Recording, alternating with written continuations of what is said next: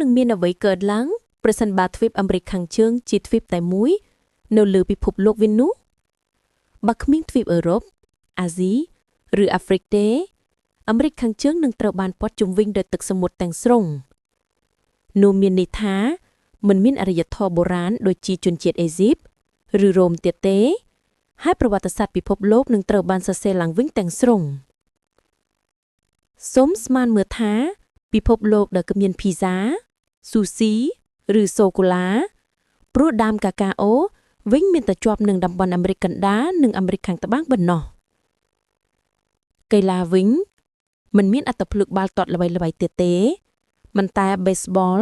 និង basketball នឹងក្លាយជាកីឡាដែលគ្រប់គ្នាចូលចិត្តបំផុតចំណែកឯបច្ចេកវិទ្យាដោយគ្មានសម័យរេនេសង់អឺរ៉ុបឬការច្នៃវិទ្យាមកពីអាស៊ី